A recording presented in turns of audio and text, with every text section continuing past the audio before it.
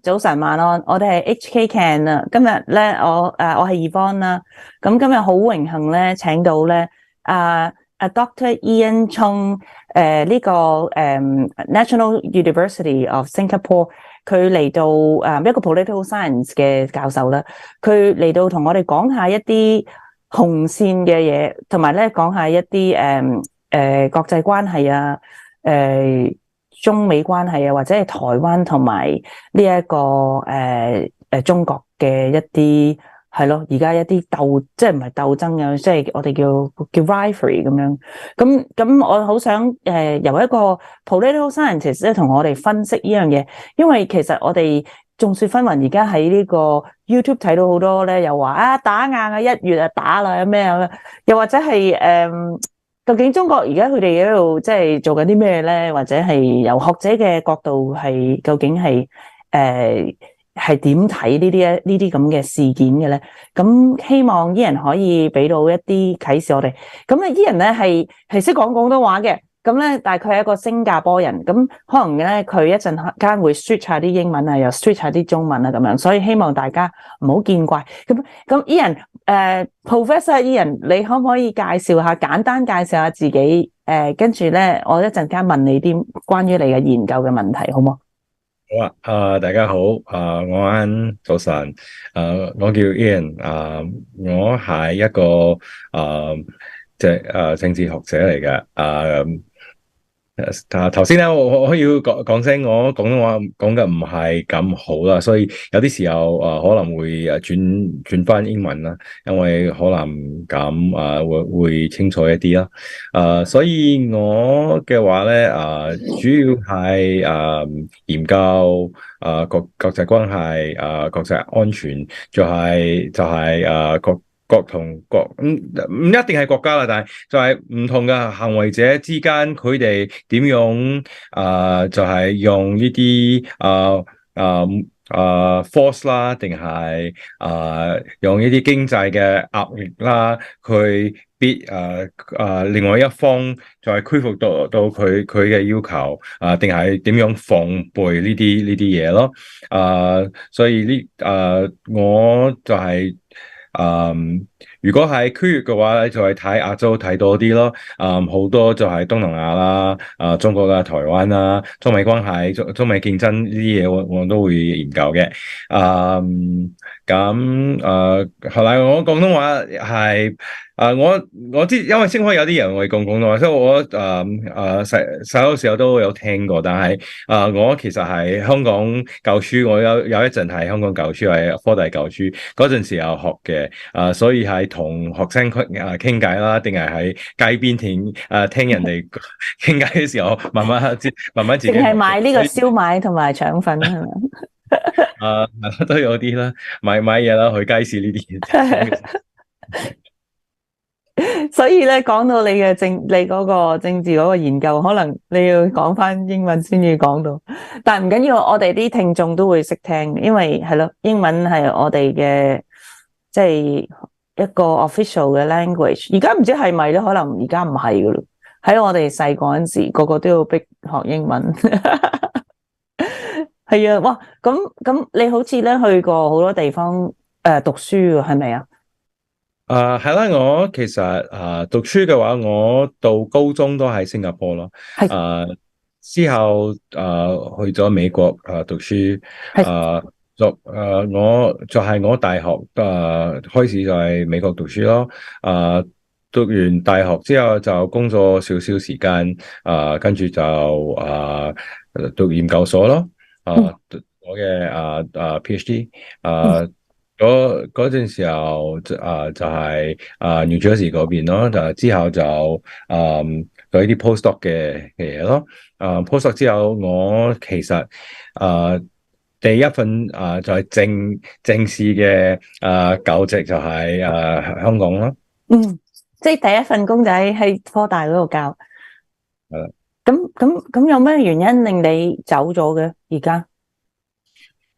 我走係因為我本身因為係新加坡人，嗰陣時候就係新加坡新加坡國立大學就開咗一份工咯。係所以我就諗可能翻去自己嘅國家，同屋企人同朋友近啲會就係、會好啲。會好啲啊！就係我因為自己一啲生活嘅考慮咯。OK。但係我好中意唔係政治嘅考慮。如果係政治就唔知啊。如果當時係政治考慮嘅話咧，我可能就會留低香港。但係我嗰陣時候我係10年離開嘅。OK， 10年離開，係咪啊？係啊，10年，所以有啲啲好耐之前，係好耐之前，但係就係嗰個都係雨傘啦，反送中嗰啲之前啦。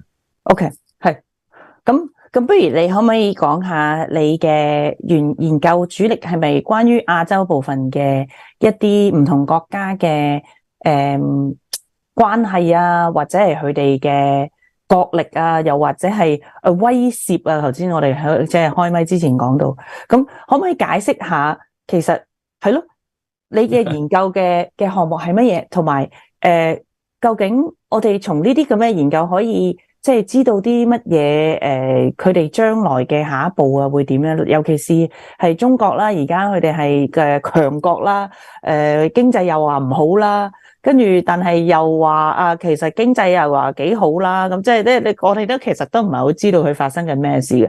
咁你作為一個學者咧，你點樣研究呢啲咁嘅即係嘅嘢嘅咧？你睇啲乜嘢咧？因為冇嘢係 reliable，我哋真係唔知中國搞咩嘅。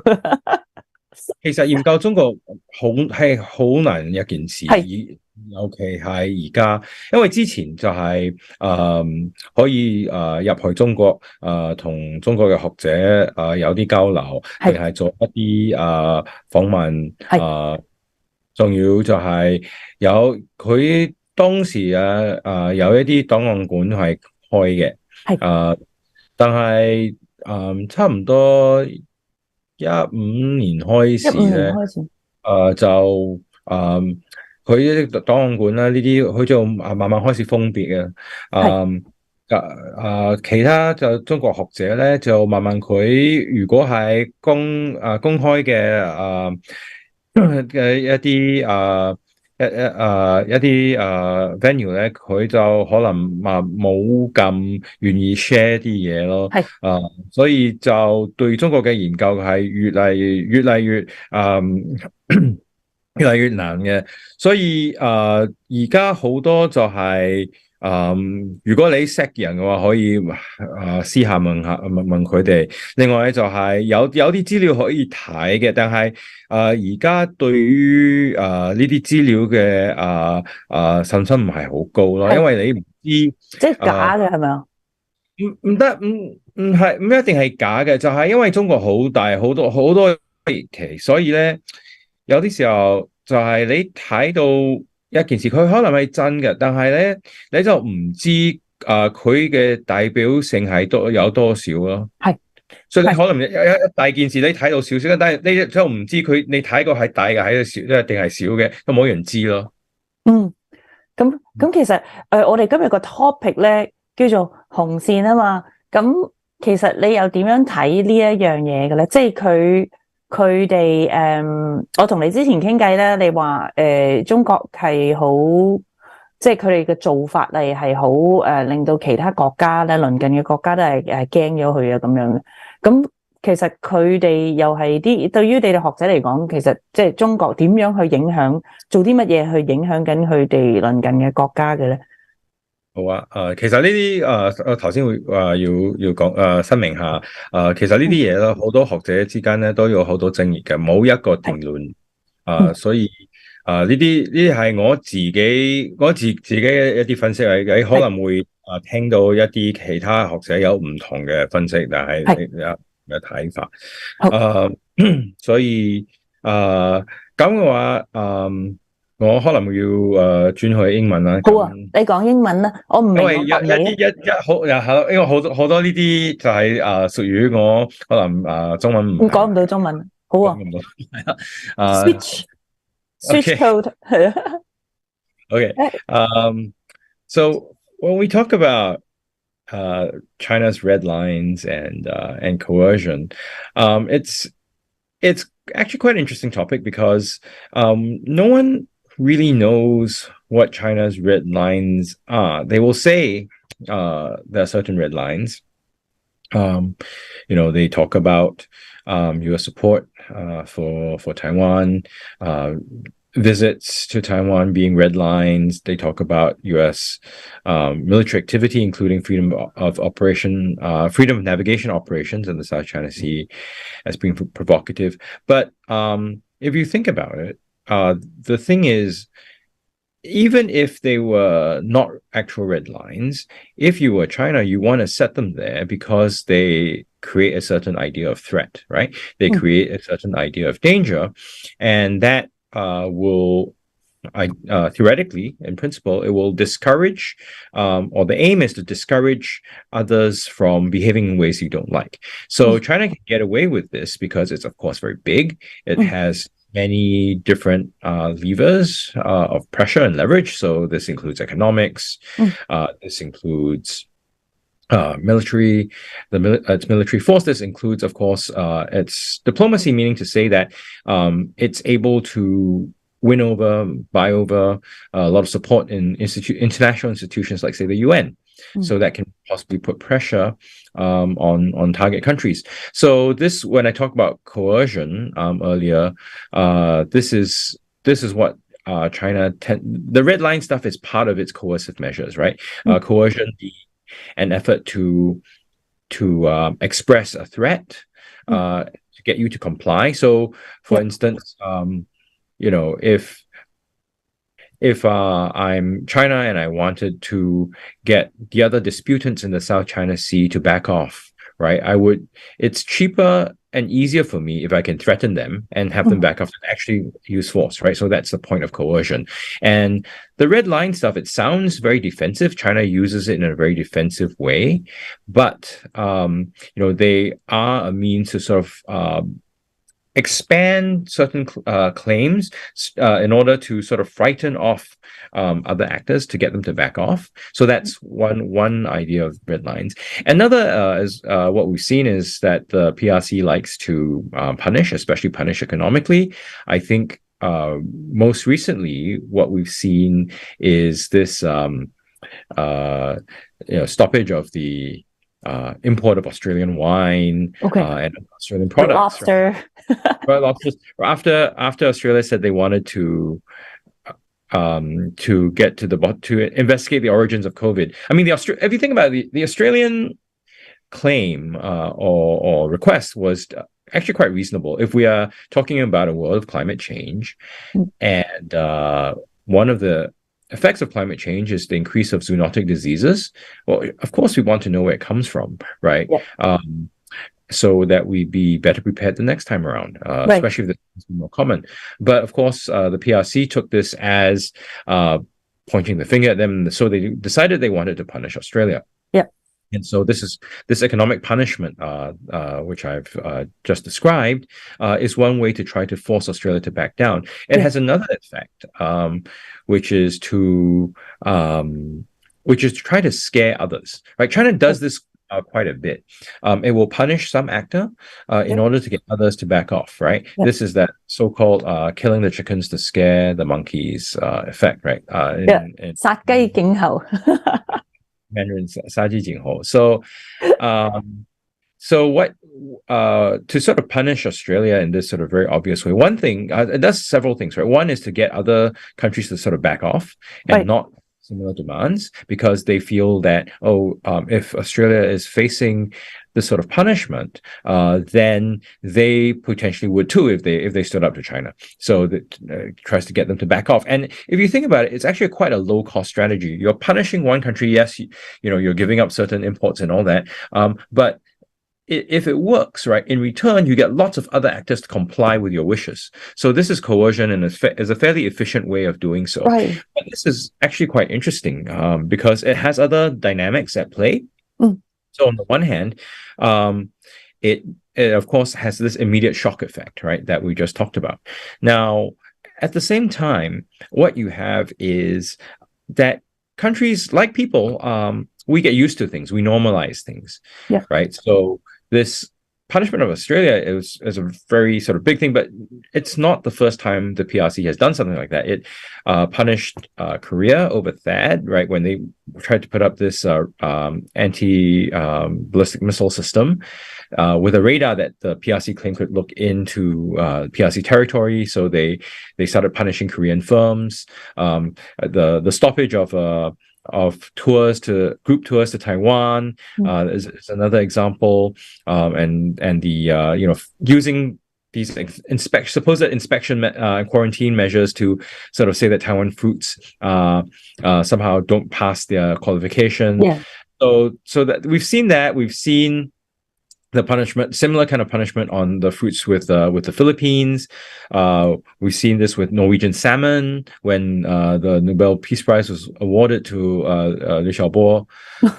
This was we've seen this with France when there were protests during the torch relay leading up to the 2008 Beijing Olympic Games. More recently, we've seen this with the Czech Republic when they were building ties with Taiwan. Of course, also Lithuania. This is quite a long list of countries, but the reason why I'm giving you this long list is because what you realize is every time China does some punishment, it makes headlines, but then countries get accustomed to it. So the next time it tries to use this coercion, it has to keep stepping up. It has to keep increasing the intensity to get the same sort of effect. So this has a result of China having to ratchet up every time its pressure. Now, this has certain perverse incentives. So on the one hand, of course, it puts more pressure on the state involved. But on the other, it means to say that China has to escalate every time. So the question would be, if China wants to use this sort of warning strategy, this warning signal as a cheap means to get compliance, it becomes more and more expensive every time until at some point, right, it has to actually start using force. And the question is whether it's ready, willing to do so, because that, of course, involves a whole different set of risks. So that's one thing. And the other is, I think, if you think about this sort of punishment, it's basically a unilateral sanction. For the decades of studies on sanctions, we know that sanctions themselves, they can work, but they are relatively inefficient, a bit slow. But they tend to work better. They work best when they're multilateral, right? But even then, you look at the sanctions on Russia. It's the effect. It's biting, but it takes some time. Now, for unilateral sanctions, of course, there's an initial shock. But for that to really force a state to do things, it's difficult because states can then divert their trade, they can divert their investment, they find substitutes. So after a while, this sort of threat stuff gets old. So loses its power, right? Right. So you have to keep effect on others. Yep. Right. So that's the one sort of big set of things. The other thing that you notice is for China, when they sometimes want to pressure the US, what they'll do is they'll find a US ally or friend to put pressure on, in the hopes that they would, convey their discomfort to the US. So think about the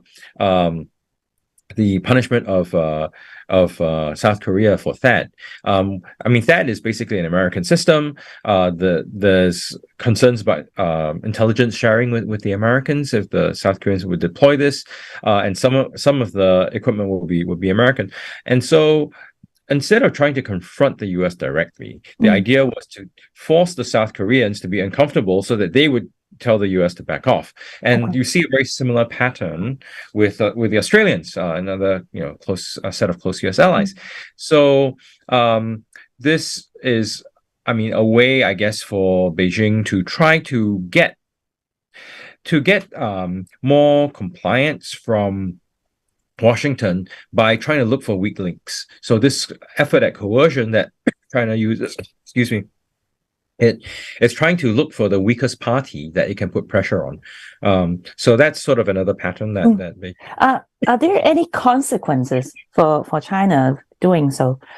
So they've been doing this forever. You have a long list of coercion they've been applying. What are some of the a strategy to to kind of like counteract this kind of behaviors? Right. So actually, the initial reaction by the world was pretty slow. And I think you can even make an argument that right now it's not very effective, although it's become much louder. What I mean is, so basically, you have when China tries to punish some party, there's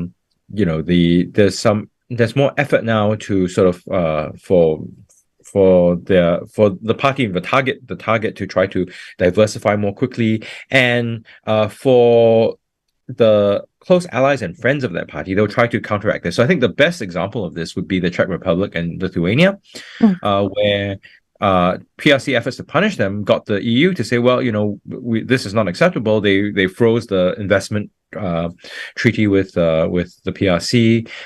They then tried to make up for some of the lost value in trade with these places. So this sort of effort to show solidarity and find alternatives, as I talked about earlier, it erodes the PRC's effort, the effectiveness of PRC coercion. Now, the other thing is, everyone I think is quite familiar with the so-called wolf warrior diplomacy stuff. This is in conjunction. Sorry, what is it? Can you explain a little bit? Wolf warrior diplomacy. So this claim that Beijing's diplomats are becoming increasingly strident. They berate their host countries. They yelling. They yell. They're very aggressive. Reprimand. Oh yeah. So before they tended to be actually quite professional, but this is not so much the case anymore. Okay. That of course psychologically tries to put pressure and create a certain degree of fear, right? Okay. So what you see is this sort of response. There's a stronger response in North America. There's a stronger response in Europe. And I think the best example of this, the clearest example of this is perhaps Canada. So when you saw the arrest of Meng Wanzhou, of course the two Michaels from Canada were detained in China. At that point in time, the Canadian government was still trying to think about its investment. It was very, very timid in its approach. But you've seen over the years, this sort of to and fro has hardened the position of Ottawa. So most recently, in the past few months, you've seen Justin Trudeau talk about Chinese influence in Canadian politics that he doesn't like very much. He's talked more openly about Chinese student associations that are putting pressure or censoring others. He's been talking about these illegal Chinese police posts that are trying to force people back. Of course, that earned him a lot of displeasure from Xi Jinping. I'm sure everyone has seen the video. But that, when we talk about sort of cost on China, essentially it hardens this sort of punishment hardens coercion, right? Hardens the position of others over time. It's a bit slow, but you can see the sort of changing of positions. I mean, yes, there's some sentiment. There are some sentiments that are suspicious of the PRC. There's some racialization. All that is true, but I think that's just more on the margins. The sort of fundamental element here is China's interactions with various countries and how its efforts to coerce, its efforts to force others to do things is getting resistance, right? And that resistance is the cost that China is facing. So I'm really interested in learning about the cost. So because there's no activity. I mean, not much. The other country, how to put it? Like they don't do anything about the coercion, the cohesive behavior, right? Coercive behavior of China. And then, are there any plans or anything that the other country may collaborate and coordinate to do something about stopping this kind of behavior? So it depends on the target countries and its friends and allies. Yeah. So there are some that are hardening positions. So I think the most obvious one would be when the US says, okay, well, we're going to have this list of technologies that we're going to block. from export to China. There these Chinese firms are not going to import tech. I mean, this is just very new, right? Over the past couple of days, when they said we're not importing, these products from Huawei and ZTE and so on. So all that is imposing some sort of cost on the PRC. Now, what we can tell is that the US position is harder. It's more able to absorb whatever the PRC throws at it.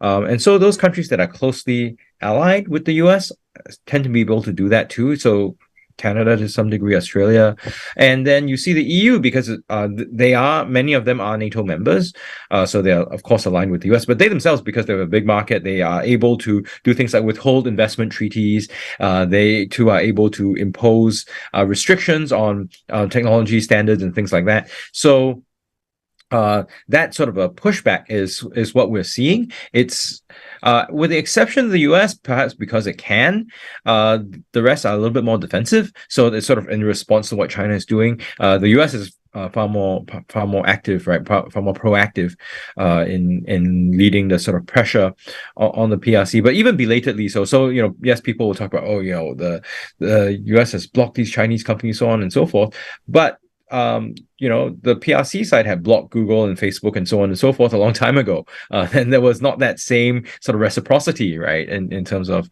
response. So what we are seeing, I would argue, is the US trying to create a certain degree of reciprocity that, okay, if you're going to start banning our firms on these national security grounds, we should do the same as well. Yeah. So that's really interesting. It means that we don't have a plan. We don't have anything that we can effectively stop the coercions of China. As I think the coercion, you can stop it, you can slow it, you can blunt it. So there's no sort of coordinated plan, right? If that's what you're looking for. But when countries divest, and this is what South Korea and Japan are doing. When countries look for alternative markets, they look for alternative sources of equipment, of investment, when they're looking for alternative sources of raw materials. So right now, the US and Japan, for instance, are looking for alternative sourcing of rare earths, right? So all this, it's not in the sort of in your face aggressive. What it does is that it removes the levers, the sort of areas of vulnerability that China can place on them. So your coercive methods become less effective. And if you coerce, then as I was saying, right, you have to ratchet up, you have to be more intense, right? And that is basically a little bit of a game of chicken. It's like, how far are you willing to go? Right. So you eventually want to kill a monkey. Well, right. So scare the monkey. Well, the question is, okay, do you want to kill a monkey? And also, what are the costs, right? So I think for the PRC and including for Xi Jinping, very aggressive and all that, sure. But I don't think they are completely reckless, at least not yet.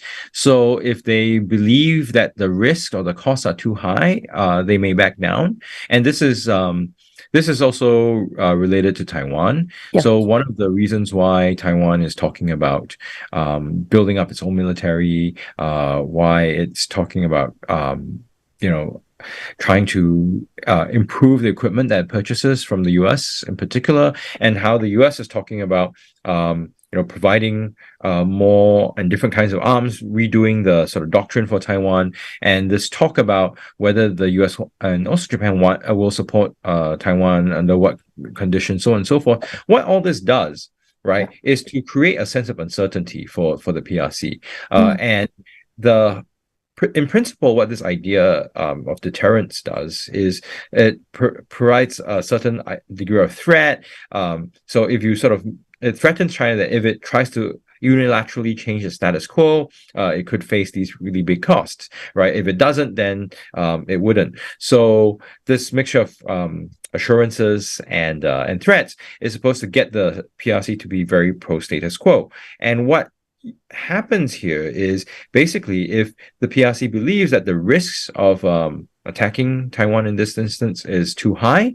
They don't know, they're not confident of winning, or that the costs are too high, that even if they win, right, they will suffer massive damage that would, it's not so much the economic bit, right, but the threatening of the position of the legitimacy of the CCP, or perhaps its top leadership. So if they keep guessing, if the Taiwan side, the US side, Japanese side gets Beijing to continue to guess and feel less confident, then there's lowers the likelihood of Beijing using force towards Taiwan. That's, in principle, that's the idea. That's sort of your counter-coercive strategies. Yeah, that's interesting. Because on the internet, we always see some analysis about they call the fate of Taiwan, or China will launch the army and force and nuclear weapon next year, early next year even, and then they said that this information is from CIA and stuff like that. So yeah, so how do you see this, and how a political scientist understand this, study it, and verified it, or even right. So yeah, what do you do with this? I'm not privy to any of that information, right. But I do try to be evidence-based. Right. So if I can see evidence that is possible to corroborate independently, I'd be more trustful of that evidence. Yeah. But a lot of these claims, some say that it comes from intelligence assessments, but assessments are just assessments, right? Right. And others say they have some. I think the ones I'd be most suspicious of, those who say they have some line to the highest levels in China, because I think that's tap their line, phone line, or no, that they are able to talk to somebody who's highly placed in China. Yeah, I think those are most suspect, because no one really knows. There's no way you can verify it.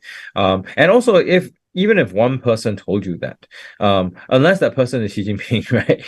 It's very difficult to get to get the whole picture. You may just be getting a very small slice of a wide range of opinion. So until I see something more concrete that I can corroborate, I'd be a little bit skeptical of these sort of hard timelines. But of course, this is a matter that's debated among scholars.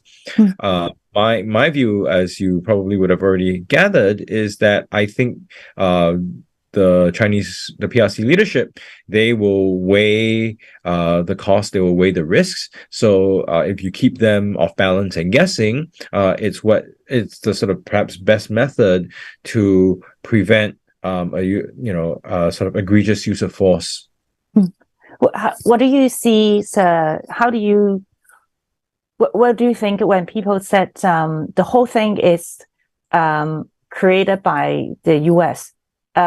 When the two countries are having, problem and conflicts and stuff, the final winner is the United States, because the United States always supports one side and provide weapon and arms and nuclear protection. So yeah, what do you see? What do you? There's no security guarantee for Taiwan, right? If you look at the Taiwan Relations Act, or you look at the 3 communiques or the 6 assurances, there's no formal security guarantee.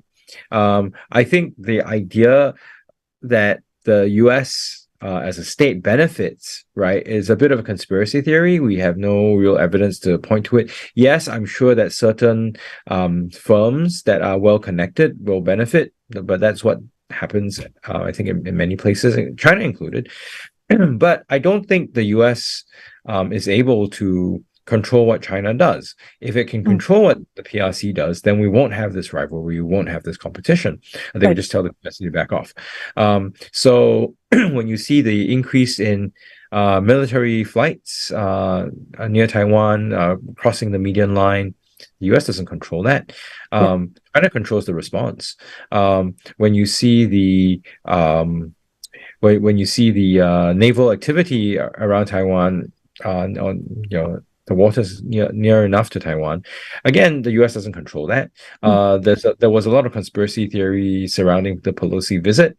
But, if you think about it, for those who are familiar with the U.S. system, I mean, historically, the executive branch doesn't control the legislative branch. There's nothing they can do about what a speaker wants to do or not. They say, you can't provide, maybe you get the military not to provide aircraft. I guess they could try, but guess what? Congress also holds the purse strings. So, the budget. So it's really difficult to go against Congress there. And the other thing I really don't, I really sort of don't think it's this sort of whole U.S. plan is because if you look at the way that the PRC tried to get the Pelosi visit to not happen, it sounds counterproductive, right? So they basically told the Biden administration that they needed to get Pelosi to not visit Taiwan. Okay, so I just talked about the separation of powers in the U.S., right? So the speaker is not going to listen to the president just because he gets told to do so, but remember, the Democrats in the summer were locked in a tight electoral race where there was a lot of skepticism towards China. And so if Pelosi had backed down because of executive pressure, she would lose a lot of credibility for herself, but also for the Democratic Party. They would come under attack by the Republicans for being soft on China. And the Biden administration would also become under attack for doing China's bidding. So I don't understand what the incentive was for Pelosi to back out, especially once the threats from the PRC came. So I mean, in that sense, I really don't think the conspiracy theories have really thought through. I mean, but that's why the conspiracy don't think through what was going on. Yeah. It's just to create some noise and traffic to their website. I think the KOL maybe it certainly attracts eyeballs, that's for sure. Yeah. But well, back to the Taiwan China issue, like some of us may wonder, like, what is the incentive for China to take back Taiwan? Like, so what is the pros and cons, and why do they do that? Like, they haven't been talking about it in the last 30, 40 years. Well, they've always talked about it. They've just not talked about it as much. So the PRC position or the CCP position on Taiwan has shifted over time. So in the 30s, you have Mao Zedong essentially supporting Taiwan independence. He then, of course, changed his mind once Chiang Kai-shek escaped to Taiwan. And it became one of the sort of frontline areas for the Cold War. And then liberation of Taiwan became a big thing. And of course, there were two Taiwan Strait crises, in the 50s. So the PRC was at least somewhat serious then, although the second crisis was in some ways for Mao to mobilize domestic support behind the Great Leap Forward. But that aside, what we see in the PRC is that there's an increased stress on nationalism. There's an increased push towards this sort of reclaiming lost territory. Of course, Hong Kong being the first, and then Macau being the second. Right. Then of course, Taiwan gets in there. Parts of the South China Sea, the Diaoyus and Kakou Islands, they're all sort of part of this lost territory thing that plays well to the growing sense of PRC nationalism. So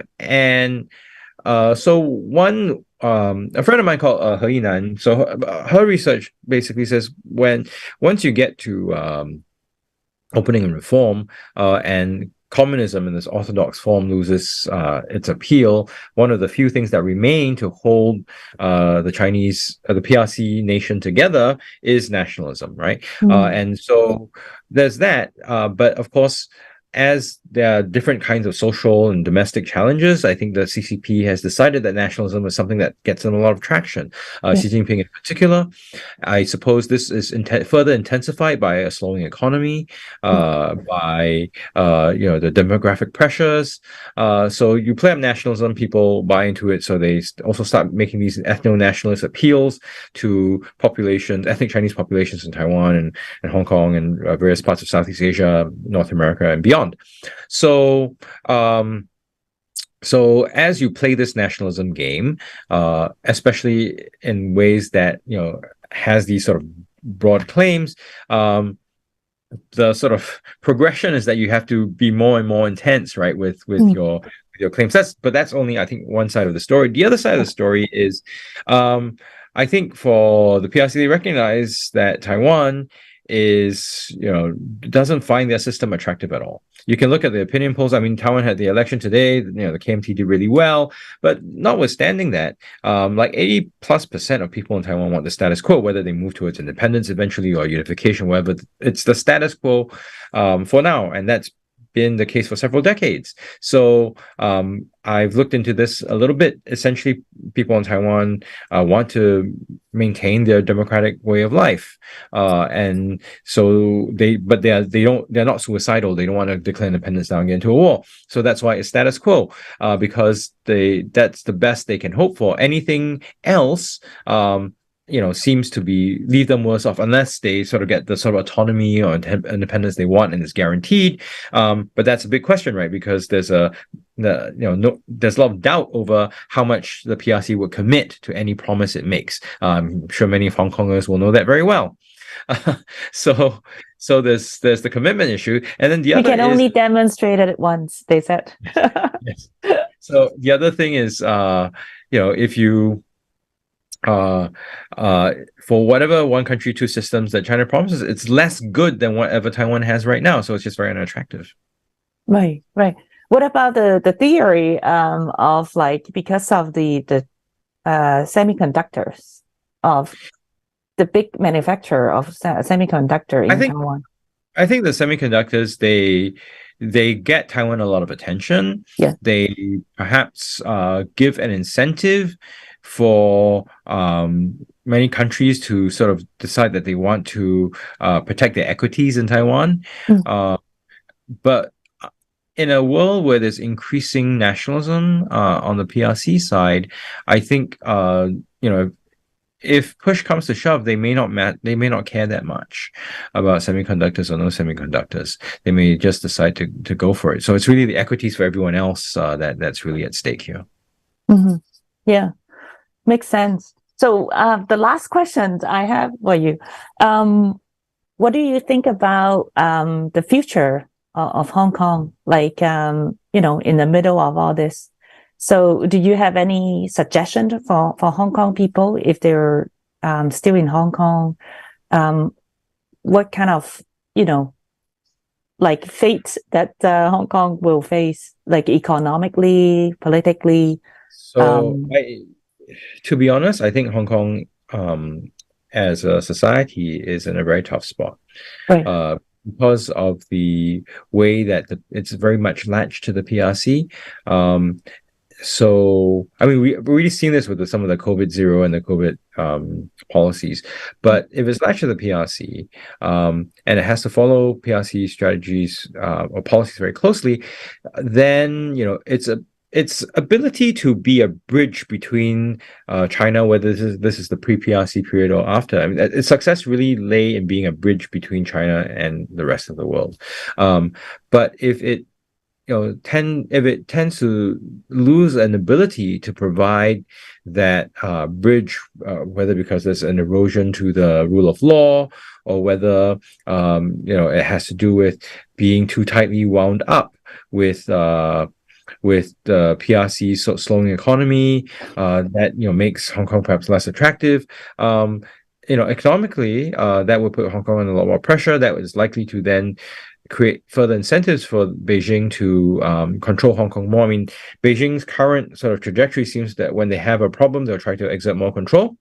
So we'll probably see that. I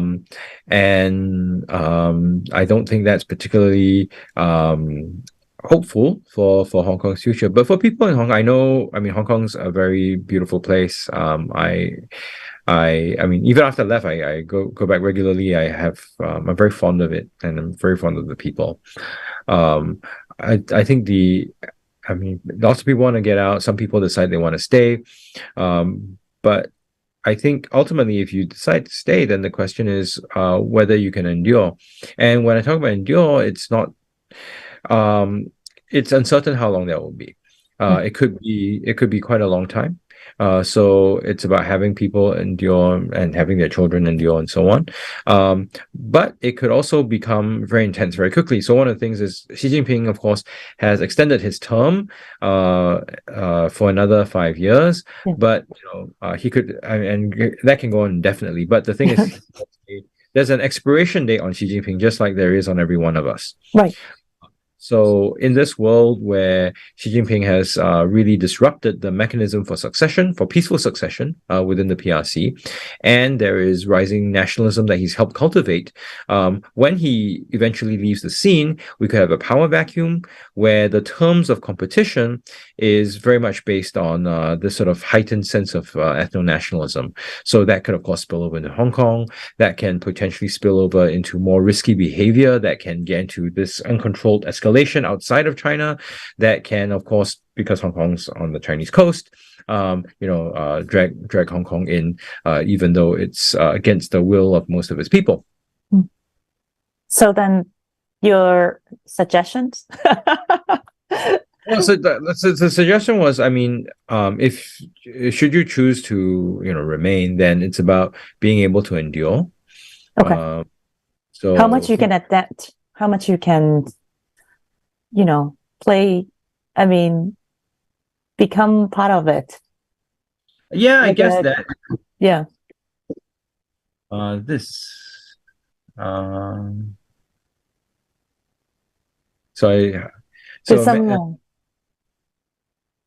薪嘗膽. Yeah. So how long would you be willing to be part of the regime? And but some people will choose to work with the regime. That's work with it. Yeah. Some people will do that. Other people will want to endure. It's really, we've seen this in other situations, right? Say colonialism is a very good example. There's always a lot of collaboration, but how long this will last, where people will go, that's an open question right now. Yeah. I don't think anyone has any clear idea. Yeah, understand. So yeah, I think this is so fruitful today.